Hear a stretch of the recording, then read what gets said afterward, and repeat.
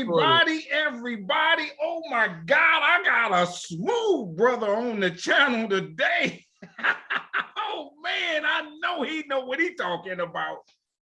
I know he know, he look like he know what he talking about. He got a good backdrop with some African something on it. And let me tell you something, my friends, he put on a shirt and tie for you today. He wants you to know this history. Man, I'm so excited. Let me tell you something. I just talked to the guy and he was scolding me. He said, man, do you know I sent you a bunch of emails? Where are you? I said, I'm sorry, man. I had another one to do, but I am so excited that he is on Strong Inspirations. I'm Anthony Brogdon, and we are here to give it to you straight, no chaser. This is what I do on the channel. I find these brilliant people, these conscious people who want to share their stories with you. And then I let them do the talking. I'm excited. Let me just go through. Like I said, I'm Anthony Brogdon. I'm, you know what I do and who I am and all that stuff. You know that I'm having a festival in Kansas City, Kansas, May 27th through the 29th, in this little neighborhood called Quindaro, where them slaves escaped to. We going there. I want you to join me. I can only take 1,000 of y'all though. I want you to join me next year, 2022, Memorial Day weekend. All right. I'm having a couple of them. I'm putting all the details together. I'm jamming. I've gone international. If you're watching the channel, you see people from Australia and South Africa and London and Nova Scotia, and more of that to come. Watch me. What I'd like for you to do, my brothers and sisters, is hit the subscribe button on the channel. It's free. It don't ask no information. It really, what it does is it let me know you like me, because I like you. That's for sure. And I'm gonna keep putting this good stuff up. I'm doing 4-5 videos a week. I want you to like this video, because I'm telling you, watch out, my man gonna put it on your head and you're gonna be tripping at the end of the day. Watch. I want you to hit the notifications bell, because like I said, I'm putting them videos up and you get notified, a ding, electric shock or something, that there's a new one on Strong Inspirations and you need to watch it, my friends. And I want you to tell somebody about the channel. My numbers is up. I'm over 600 subscribers, but check it out. I got some lofty goals. I want to be at 5,000 in the next 3 months. That's only you got to do is hit that button. Please do it. I appreciate it. The other things that I want you to do is watch my movie. I'm a filmmaker, my friends. I hired the crew. I wrote the script. I directed it and all that good stuff.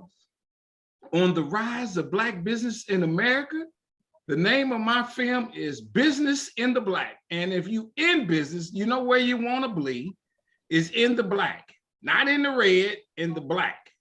Boom, shakalaka. I'm telling you, slaves went to college, slaves who own businesses and then used the profits to buy their freedom. Man, I'm telling you, I didn't know that. I don't know what happened. I did not know that. And when I found out, I said, oh my God, I got to let some other people know who might not know, like I didn't know. And so I put it in a film, and it's much more than that. The movie starts with and ends with a guy who at the time was 101 years old. And his last statement in the film was, man, y'all can't tell me nothing. I've been around a long time. I need you to watch it. It's streaming on Amazon.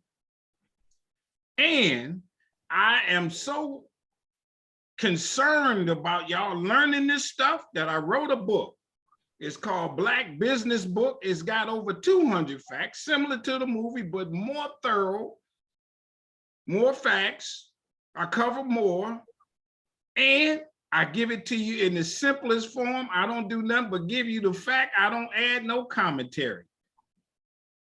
And if you want to know more, then I give the link where I found the fact. I'm telling you, did you know there was some slaves who sued for their freedom? Man, we did all we could to get from up under that situation. And I list all the ways that they got their freedom in my book. And the last fact is about Motown. What that brother Berry Gordy did with a dream and then took it around the world, and it's still going strong. It's in my book here. The book is available on Amazon, but also let's cut the big Amazon man out if you don't mind and just go directly to my website. Your order is processed securely through PayPal or just through, the PayPal is the processor, and get your copy. I autograph it for you. And every 10th book I sell, I donate one to a school, because them schools, if the teachers don't know this, then how they gonna share it? And the book is so good, I'm so confident, it comes with a money-back guarantee. A book with a money-back guarantee. I know you ain't never seen that before. Boom, there it is in my book. I want you to have this. I'll autograph it for you. Now, you hear me use that word strong a lot. This, the name of the channel and this everything else. I got a license plate to say strong on it. Strong stands for strength, tenacity, resilience, and a sense of oneness, nobility, and grace. And that's my introduction to my guest today. He's a strong brother. Watch out. Come on, man. Introduce yourself. Let's get it on. Thank you for being here. Hello, my name is Michael Pascal. You've never seen it spelled this way. It's spelled M-E-I-K-L-E. And my last name is spelled P-A-S-C-H-A-L. Trust me, I worked in the school system. The name has been researched up and down and sideways, and it is a legitimate name. It wasn't made up, and it's Scottish. I'm from Boston, Massachusetts. Okay. I've worked in education all my life, all the way from middle school through to postgraduate school. Okay, hold on. I got to stop you right there, my brother, because I got to ask a couple questions on you. You know how I do it. You seen one of the videos. Were you born in Boston? I was born in a section of Boston called Roxbury. I don't want to downplay. Just like you have Atlanta and you have East Point and various Oakland and Pittsburgh. I got you. Boston has a section called Roxbury. I've heard of Roxbury. Yeah, yes. And then I got a guy on the channel who talks about Beacon Hill as another black neighborhood, right? It was back in the day. Yeah, right. Now it's at the foot of the State House, and there's the Freedom Trail runs behind it, and it is just old money now. Yeah. But before, that's where the slaves lived in close proximity to the ship captains' houses, so that they could walk up the hill and go to work. Oh, really? Now let me ask you this: how did your folks get to Boston? Do you have that traced back? Yes, I do. My folks came from Claremont, New Hampshire, which is the origins of one of the slave masters that kidnapped my ancestor Juan Sebastian de Cruz from Lisbon, Portugal. You have to remember the Moors owned all of everything south of the Iberian Peninsula to North Africa. There was a large black population, as large as there is in the United States now. Okay. And my great sixth generation great-grandfather, Juan Sebastian de Cruz, as a 12-year-old boy, was kidnapped from there and brought to Claremont, New Hampshire. There was one other black family there. They stayed there for several generations and migrated down to Cambridge, Massachusetts. And from there, they moved over to a small factory village on Dudley Street in Roxbury, Massachusetts. Okay, let me stop you. How'd you find that out that that's where you come from? You did the genealogy, evidently. You hear things as a child. Oh, and, really? You look like I do. Your family tell you be careful and so forth. And one of my aunties told me that, you know, we come from special people. We've done some things in this country. And I said, yeah, auntie, everybody says that to their children. Yeah. But as it turns out, my original forebearer that came here from Lisbon, Portugal, was in the Civil War, did marry an Ojibwa Indian princess. And it's all documented through ancestry.com, newspapers, oral tradition. I got And you. Now, is yeah, that a black person that married the Indian or a white person? yes. No, he was a black. All of these people are black. Okay, all that black, right. All of them are black, Oh, yes. okay, so now they go back to Portugal was a big slave owning country. And let me ask you this. How about this? Is any one country more vicious than the other that you know? Ooh, I would say that England, Germany, in the northern countries were more vicious. They carried out the Crusades. They sent people down to what they considered recapture the Holy Land, from the Ottomans.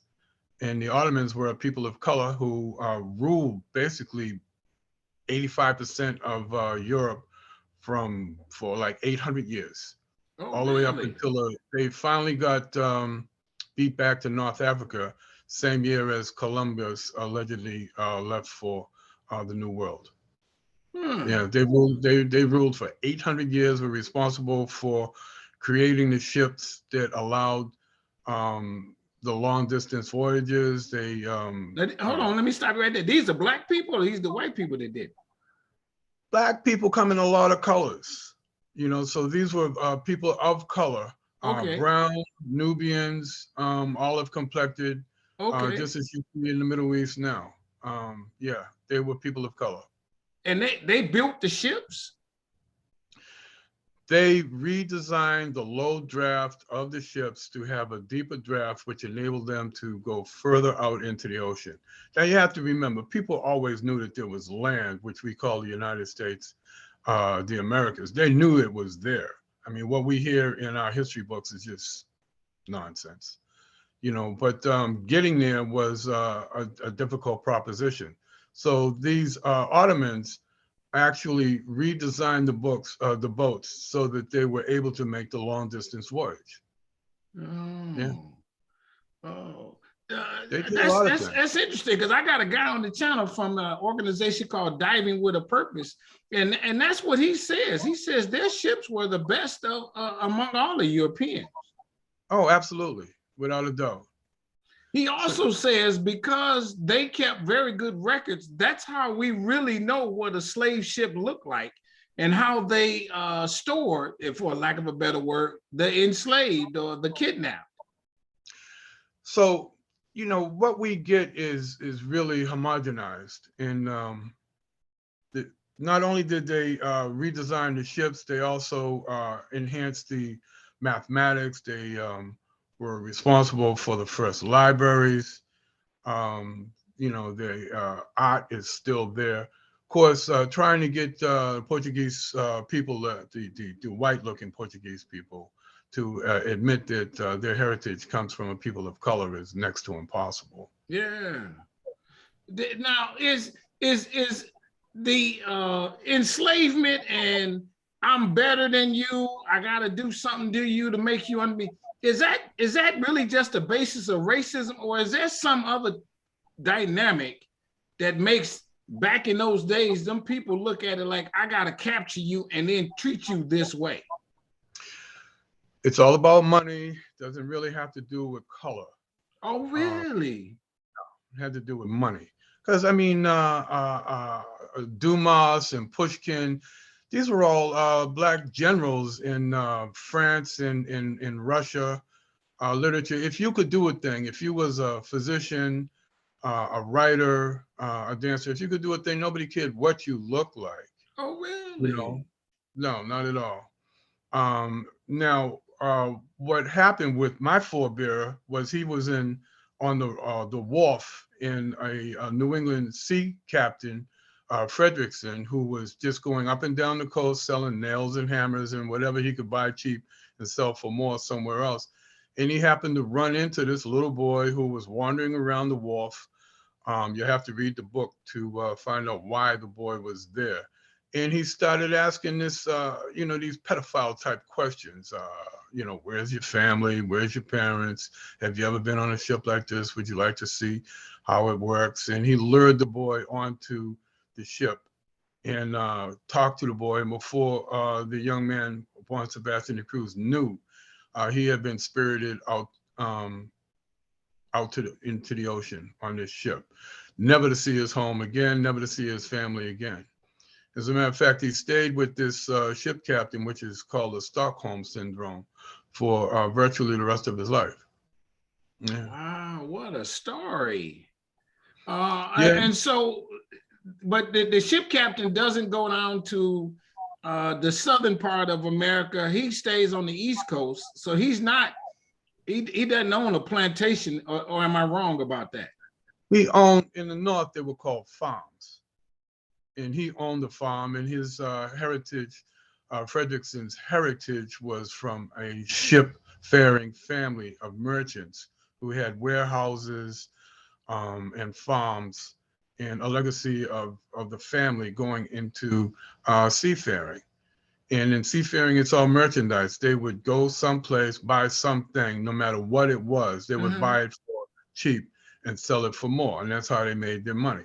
And when they would go down the European seacoast, if they spotted a child alone, they would kidnap them.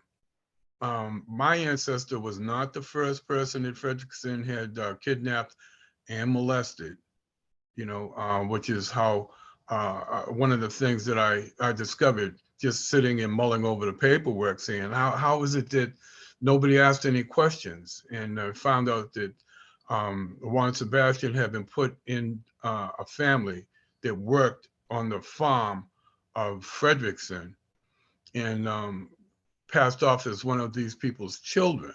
Well, how could that be? Well, as it turns out, many years earlier, the father in this family had been kidnapped by Frederickson also. Oh, really? So the pedophile had done this more than once. And my ancestor was put in this family. The family didn't make any squawk about it. They just let this child in there and passed him off as their own child, because they didn't have any power in the situation. Yeah. Now, when he comes on that ship, is he among other kidnapped people, others slaves, or this is a different kind of voyage? It's a different kind of slavery. It's a different kind of voyage. He's just a commodity. He could have been sold for as much as $600, which was a lot of money back in those days. But the ship captain didn't. Saw something in this boy and kept him. Now, what he did in ships and men at sea with little boys, I will leave that to you who read the book. But he kept this boy with him. The boy grew up, Juan Sebastian grew up and became a steward, which is like a master sergeant in the Army, and went on to have a life of his own. The ship captain gave him a farm. Why would you give anybody a piece of land that you wasn't beholden to in some kind of way for some kind of reason? The young boy came into contact with another traveling band of Native Americans, the first people who also moved around trying to survive in this new world. And he met this lady, Harriet Newell, who was an Ojibwa Indian princess. And they got married and settled down in Claremont, New Hampshire, where there was only one other Black family. Wow. Why would you stay there? Because if you were in New York, you could hide out from the slave catchers. If you saw 12 Years a Slave, that guy was not a slave. He just got shanghaied into slavery because there was money to be made. Right.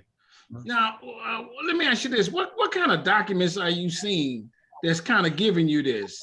Give us, the genealogists that watch the show, what have you. What are those documents look like? And First thing is that we should not discard oral tradition.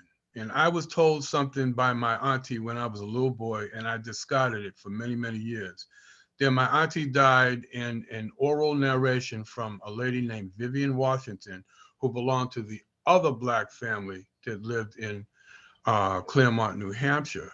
And again, I read this over, and it wasn't written very well, but and it was almost thrown away because it was narrated by one of my great uncles, Leonard Wilson, on his deathbed. I thought the guy was just dealing with a morphine drip and was out of his mind. But Really?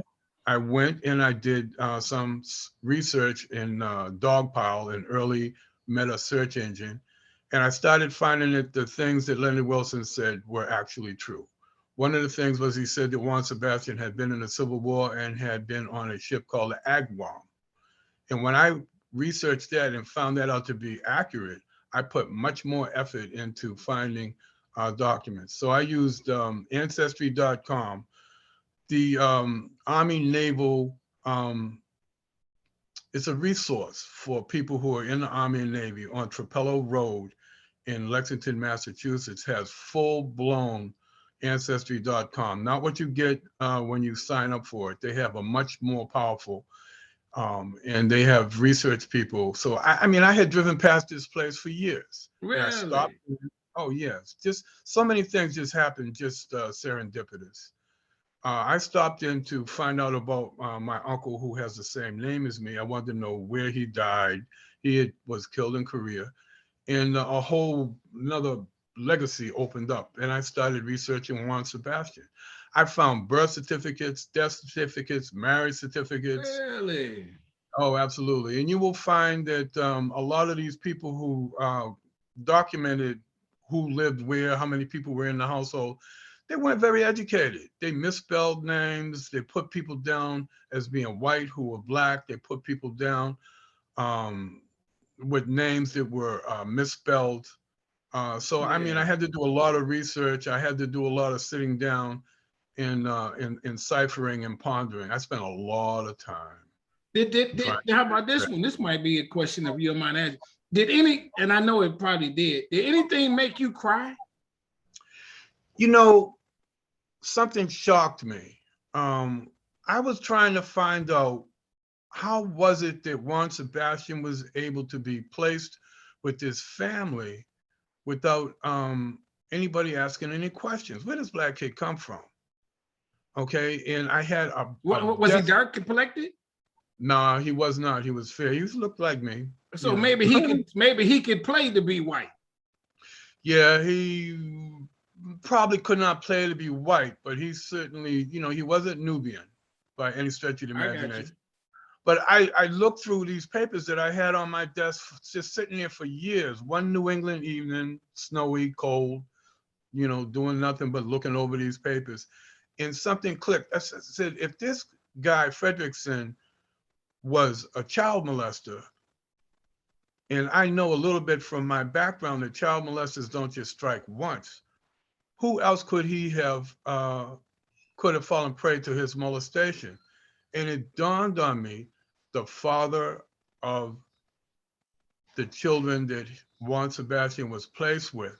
And I started backtracking it, and it fell into place, and it just shocked me, sat me straight up to come to that realization, so that to answer your question, yeah. When you do this research, you have to think in terms of that time, one, but you also have to think, okay, in nowadays terms, something about this doesn't make sense in life. And that's how Right. you begin to investigate what that is. Let me tell you something that shocked me. The lady who wrote the narrative, which is called I Remember Main Street, I wanted to find her, and I was doing research on my dissertation. And I was in the library where I spent a lot of time. And in those days, they had telephone books. And I looked over my shoulder, and as things happen, there was a New Hampshire telephone book. So I said, let me find Claremont, New Hampshire, and find this lady, Vivian Washington. I called, there was two Washingtons. I called, one was a young lady. I knew it wasn't her.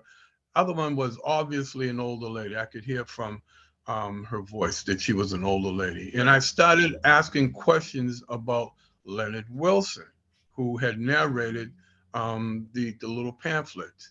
And she said, "Oh yeah, I remember Leonard, black guy, Indian, lived with a white woman down by the river." And she was giving me so much information. The researcher in me felt that I needed to put in a ringer question to check her validity. And I said, now this was in the 1970s when I started this book. I said, do you know Juan Sebastian? She said, "Oh, Juan." And I said, "Lady, why would you tell me you knew Juan? Juan died in 1910. Why would you tell me all of this stuff and then say that you knew this guy?" And she said, "Son, look, I'm 110 years old." Wow.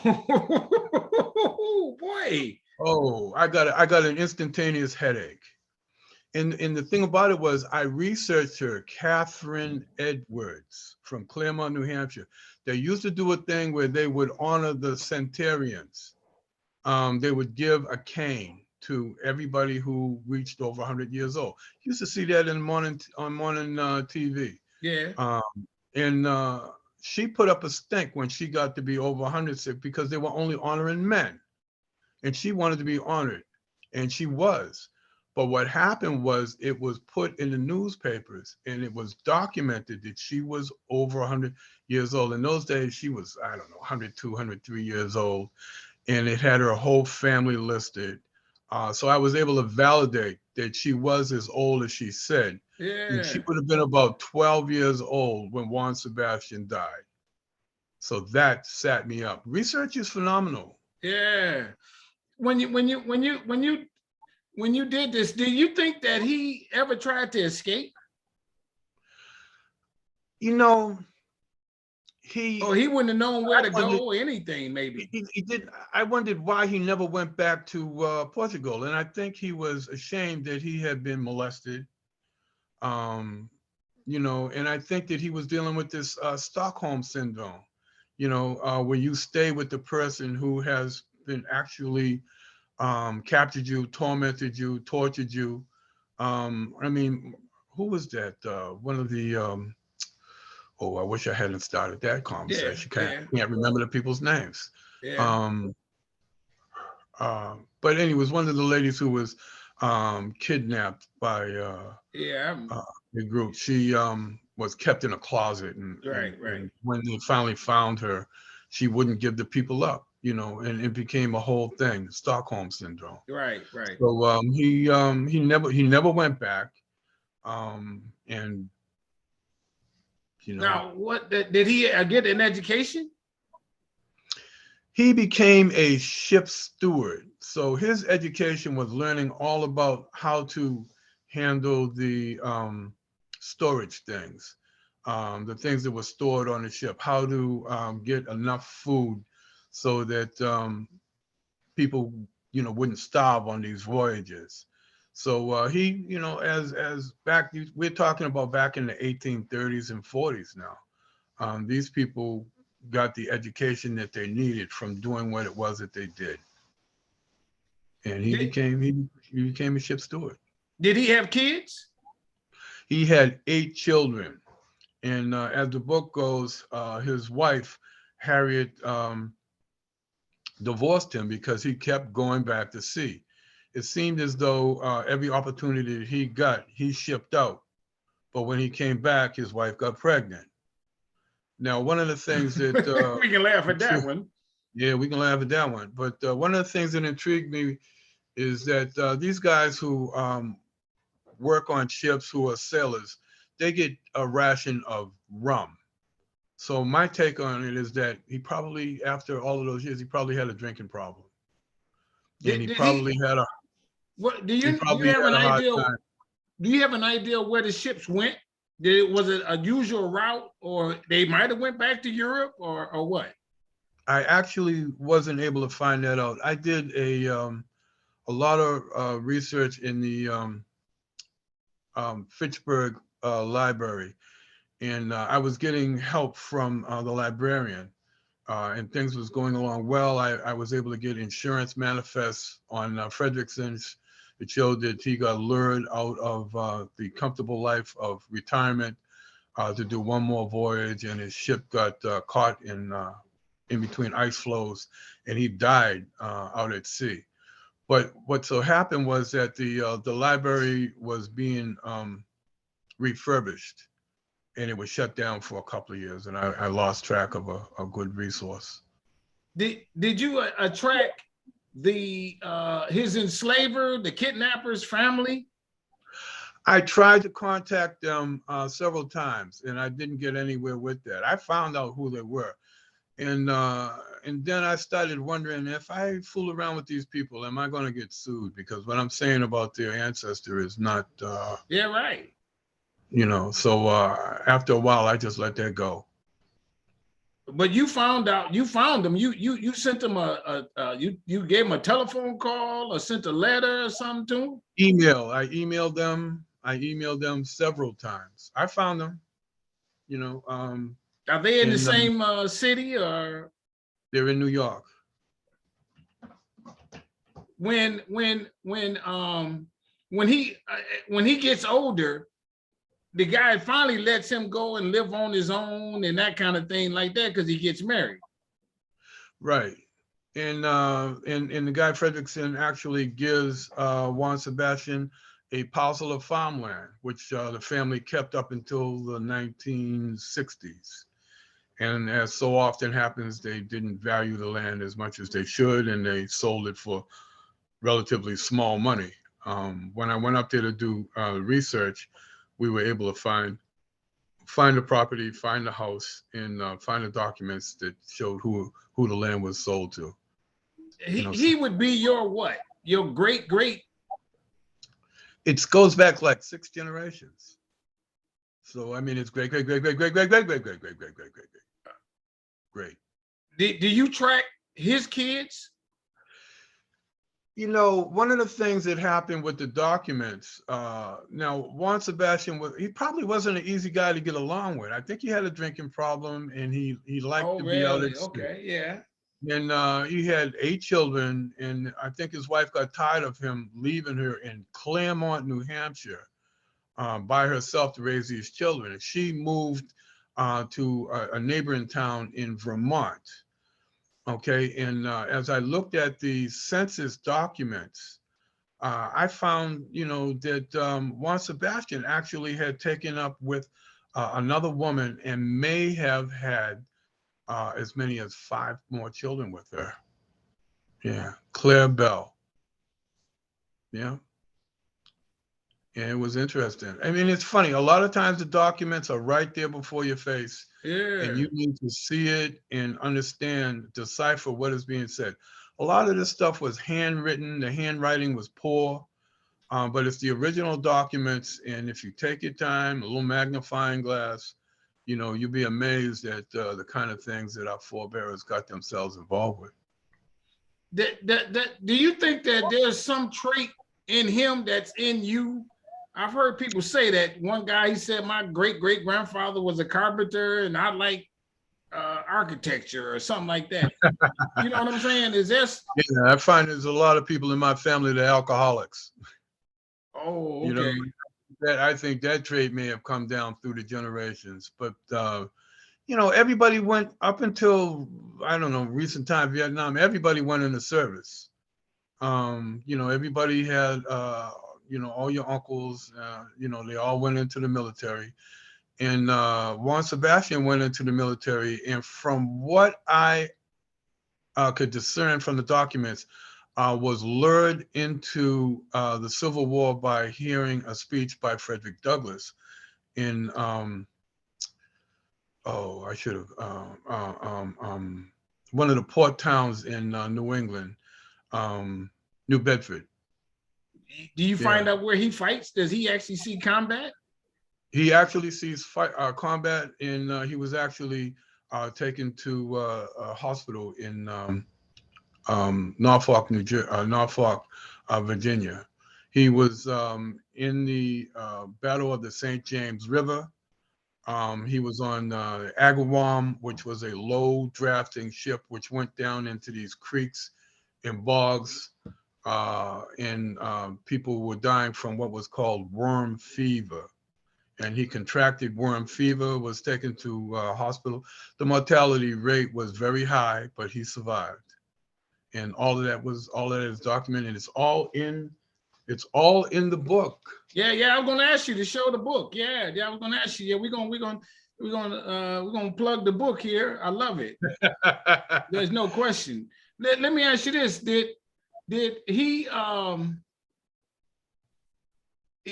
how long at what age does he die? He died, he was like 84 years old. So he lived a long time. That's a good he life did. for during that time period. He did, and he died of myocardial infarction, which a number of my family members have died from heart attack. So he lived quite a while. And the thing was, we have pencil drawings of him from his grandnephew, Leonard Wilson. So we got a pretty good idea of what he looked like. Oh, really? Okay. Now, the spot that he grew up in Mount Clair, have you been there, or do you know where that is? Yes, the house, or any of that kind of thing? I went there to do the research and do my due diligence. I went there, Claremont, New Hampshire. I went to his grave site. And at his gravesite, because he was a Civil War veteran, there is a monolith. It's a large stone that has his name, his rank as a steward on it. And in the little placards that are down on the ground, you could see his children. So I mean, it was quite informative. I went there to get some research to see what kind of documentation I could find there. And I spoke with a gentleman named Colin Sanborn, who was a historian in Claremont, New Hampshire. And I told him that I was one of the relatives of Juan Sebastian de Cruz, and he cut me short and he said, yeah, we've all heard that story. So, when you're doing your research, you will find naysayers out there, but I was able to find so much accurate documentation, not only oral tradition, but naval documents, hospital documents, birth certificates, death certificates, till I was able to weather his naysaying. When you said naysayers saying what? We don't believe you, or you don't believe? They did not believe the story that he had been kidnapped. Oh, really? Yes. I mean, it was so much of that going on. Why didn't they think that was the case? Because it wasn't convenient for them to believe that one of their tribe, would be a child molester, would be a kidnapper. Yeah, didn't fit their scenario. You say the term child molester. Why do you? I mean, you said the guy's father was one, but maybe he wasn't. Maybe he just enslaved this guy as an indentured servant. So you see documents that say child molester.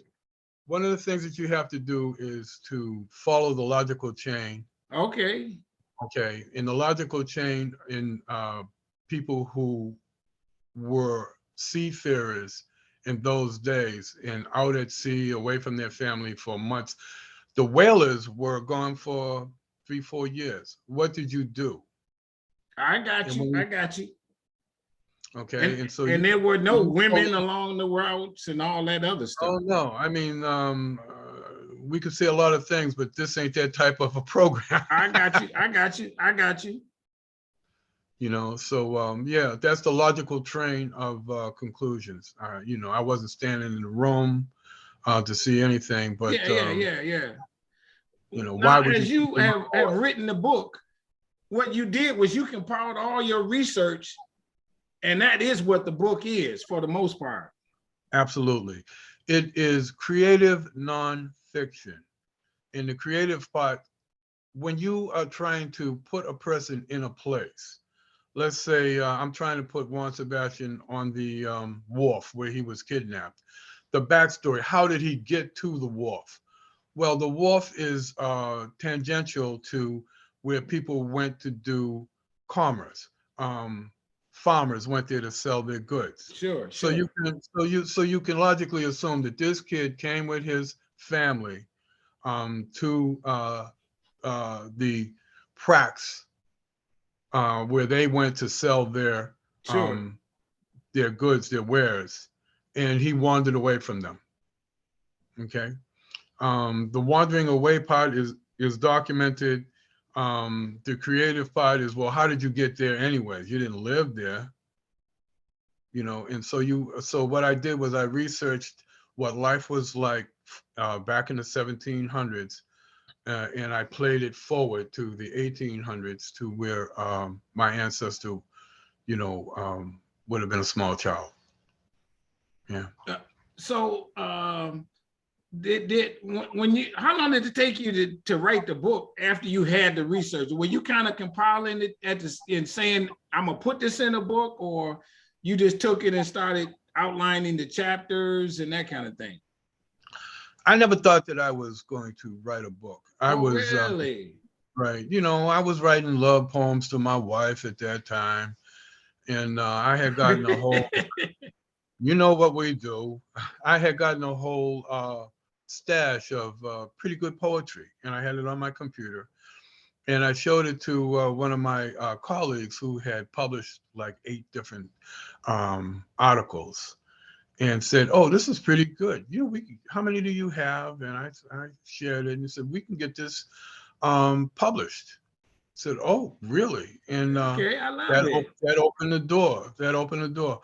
Unfortunately, I opened an email, got a Trojan on my computer, lost, you know, all of my work, but it got, you know, I got the bug to start writing. I'm an English teacher. I teach English in middle school, high school, college, graduate school, you know. So writing was just something that I did. And I said, well, you know, let me just continue. And it just grew from there. I spent about 20 years doing research on this book. And I Wow. wrote another book, which Yeah, I show will us. Yeah, show us. Yeah. shamelessly, the Black Buddhist. I am a practicing Buddhist, and this is my best-selling book. Um, you know, so I went through and I met people, and I wrote that book, and then I went back to writing Juan Sebastian de Cruz, the saga of Juan Sebastian de Cruz. So it's been interesting. But let me ask you this: what? And you might have answered this. Or what? Finding this out, what has this done for you to know this story? Because some people say, I don't need to know. Did it do something? Did it make you? Did it inspire you in some way? Did it make you become a better person? Or understand your dilemmas? Or you know what I mean? It was a real education to find out how our history gets distorted. Um, you I know, the love it. many forms of slavery. I learned about the Ottoman Empire, you know, which I knew a little bit about, but you know it on a surface level. But because I did this research, I got to know it 3, 4 levels deeper. I got to realize that people of color had ruled the world in recent times for 800 years, far longer than we've been in the United States. They contributed, and my forebears were a part of that. My forebears were in the Civil War. They contributed to the abolishment of slavery. Yeah, I learned that. You know, I learned quite a bit. Research is powerful. It puts things into perspective for you. Yeah. And I also learned that we cannot rely on public schools. We, as a people, as a family, have to tell our children what we did, how we contributed to this country. So we, as a people, have to educate our own children. We have to tell our own story. And this book, The Saga of Juan Sebastian de Cruz, is telling our own story, as ugly as some parts of it might be, and as some liberating as some other parts of it might be. We are learning the actual facts and not the story that we get I told. got you. I got maybe 2 more questions. Have you ever thought to go to where that wharf was? What? Yes, I have. I have. I've actually, one of the things in writing a book like this is is making the jump across the pond to see if you can find baptism records or anything like that that documents where this person came from. That is a big hurdle. And I plan to, but you know, life gets in the way. Yeah, sure. Do you lecture on this? Now that you got the book out, are you speaking and telling this story? I've had book presentations that have been very successful. Not as many as I would like to, Yeah. but yeah, it's been, you know, yeah, I do lecture on it. This is a big achievement, isn't it? To have done this. This has kind of been, and maybe this is my last question, your life's mission, now that the mission came to be. Well, it has opened up a lot of doors for me. It's enabled me to, when I go on job interviews for teaching positions, I have, you know, brought it with me. And some of the people who have interviewed me have read the material and they liked it. And that's caused me to bypass a lot of the hurdles that are involved in interviewing for college teaching professions, positions. You know, so yeah, it has been very life affirming. But this is not what you did your dissertation on, though, is it? I did my dissertation on the effects of adolescent parenting on Black urban young men. Yeah. Which, You know, again, that may be a little connection. Now, how do people get your? Let me ask you before that. Is there a question that I have not asked you? no, you've been that comes to mind other than the promoting of the book. No, you've been thorough. We got it. It's been a good experience for me because I was nervous. Yeah, I got you. Is this telling this story? Are you tired of telling it? Oh no, never get tired of it. Oh, really? No, never get tired of it because it opens the eyes of people who just accept what's presented to them in the 6 o'clock news. I mean, and it enables me to tell people over and over again, you have got to listen to your family members. The older people are not crazy. They're not deluded by medication. Yes. And they have something to tell you about your legacy that you need to know. We are a people who have added to this society, cannot be taken away from us unless we allow it to be. Well, one more question that keep coming to mind. Despite him being kidnapped, the success story out of this is what in his life? He became a ship steward in the U.S. Navy, was honored, he received a pension, and you know, and he survived all of these obstacles that were presented to him. That's it. Yeah. Boom shakalaka, that's the last word right there. That's So it. Now, how do people get your books?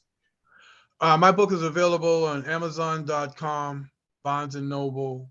You can get. Show us the book again. It's called Kidnap. You can find me on Facebook, and if you. What is that? A picture of a slave ship? What's that in the middle of it? Yes, it is. Yes, it is. And that might have been a picture of what that ship looked like. It certainly is. Absolutely. Oh man. Oh my God. There you go, everybody. We're gonna put all this in the description. And then I must ask you, I will say this. I want you to come back and let's talk about you know, I want to delve into, because as you have the Moors a little bit. Absolutely. I'm curious about the Moors, and I'm curious about the Buddhists too. Oh, absolutely. And that connection. We can't put it all in one time, but let's come back again, and you know, so on and so forth. Everybody, this is what I do with Strong Inspirations. I tell you, I find these brilliant guys, man. I find these brilliant people. Man, how you gonna? He can't hear me, everybody. How you gonna spend 20 years of your life researching your family? Ain't that brilliance? Ain't that something special? And then you document all this, and then by happenstance, someone says, man, put it in a book and look at the doors that open. And he's sharing it with us on Strong Inspirations of what happened in his family. He can't make no amends for it. He can't say he can't be embarrassed about the kidnapping and about the molestation, because it happened and that's the way it went. And his ancestor overlooked that, didn't make him nothing less of a man, and he got married and provided for and had 8 kids as a result of that. That's a success story in itself. A young kid walking around and this guy says, hey man, why don't you get on this boat? And then don't let him off. Wasn't his fault. Excellent. He had nothing to do with that. That was that other guy. And it went the way it went, and he came to America, and now he's got a great grandson who's a PhD. Ain't that a success story? A PhD that's educating other people. I love it. And so to you, my brother, I say this with all sincerity, my friend. I want you to stay strong, stay safe, stay on your grind. I love what you're doing, that you've written this and followed through to be the great that you are.